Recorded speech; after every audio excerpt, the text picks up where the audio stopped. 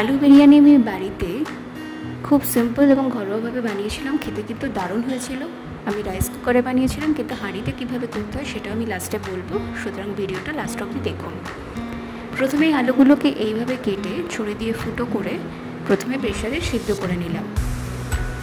এরপরে আমি 1.5 কাপ মতো বিরিয়ানির চাল দিয়েছিলাম এবং চালটাকে ভালো করে ধুয়ে 1 কাপ জল দিয়ে ভিজিয়ে রাখলাম। যেহেতু রাইস কুকারে করছি, যত কাপ চাল তার দ্বিগুণ জল দিতে হয়। আমি 1 কাপ জলে ভিজিয়ে রাখছি এবং পরবর্তী ক্ষেত্রে আমাকে 2 কাপ জল অ্যাড করতে হবে। এরপরে সিদ্ধ করে রাখা আলুটাকে আদা, শুকনো লঙ্কা বাটা, রসুন থেতো করে, সামান্য নুন, হলুদ, সামান্য পরিমাণ কেওড়া জল, এভারেস্টের শাহি বিরিয়ানি মশলা, 1 to 2 ড্রপস মিঠা আদর দিয়ে মাখিয়ে আমুলের টক দই দিয়ে আবার ভালো করে মাখিয়ে ম্যারিনেট করে রেখে দিলাম 1 ঘন্টার জন্য। এরপর গরম দুধে কেশর আর মিঠা আদর দিয়ে ভিজিয়ে রাখলাম। এরপর আমাকে বেরেস্তা বানাতে হবে। তার জন্য পেঁয়াজটাকে এইভাবে ঝিরিঝিরি করে কেটে কড়াইতে সাদা তেল দিয়ে একটু নুন দিয়ে পেঁয়াজগুলোকে ভেজে নিলাম। পেঁয়াজগুলো ঠিক এই রকম কালার হয়ে গেলে বেরেস্তা একদম রেডি। এরপরে সেই কড়াইতে আবার একটু সাদা তেল অ্যাড করে আর সামান্য ঘি দিয়ে প্রথমে 4টে লবঙ্গ, 2টো এলাচ আর সামান্য দারচিনি এবং একটা স্টার অ্যানিস ফোড়নে দিয়ে দিলাম। স্টার অ্যানিস আমরা চক্রফুল বা তারকা মৌরি নামেও জানি।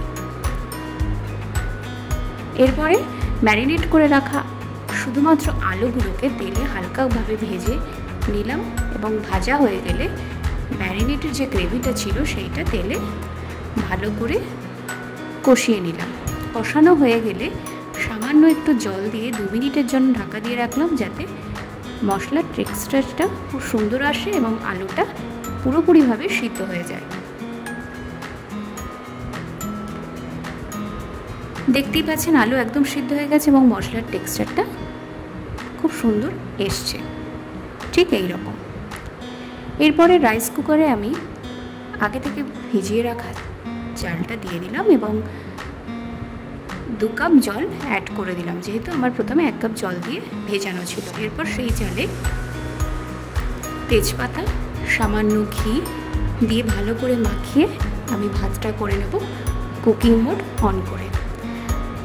সেম জিনিসটা হাঁড়িতে করতে গেলে প্রথমে হাঁড়িতে ভাতটা আমরা করে নেব এবং ভাত হয়ে যাওয়ার পরে যে হাঁড়িতে আমরা বিরিয়ানি করব সেই হাঁড়িতে ভাতটা দিয়ে সামান্য ঘি, তেজপাতা, বেরেস্তা, আলুর মিক্সচারটা এবং বিরিয়ানির শাহি মশলা,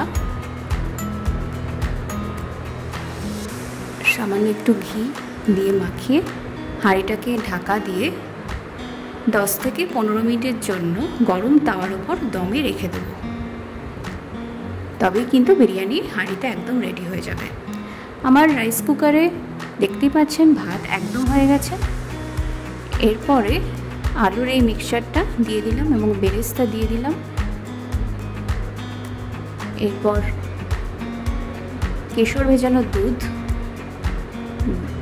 শাহি বিরিয়ানি মশলা দিয়ে আর সামান্য ঘি দিয়ে ভালো করে মিক্স করে ঢাকা দিয়ে রাখলাম এবং ওয়ার্ম মোডে রেখে দিলাম 10 থেকে 15 মিনিটের জন্য। ব্যাস একদম রেডি আলু বিরিয়ানি। আপনারা এইভাবে বাড়িতে বানিয়ে দেখুন, ঘরোয়াভাবে খেতে কিন্তু দারুণ লাগবে। আর আমার রান্নাগুলো ভালো লাগলে আমার চ্যানেলটিকে অবশ্যই সাবস্ক্রাইব করে দেবেন। Thank you.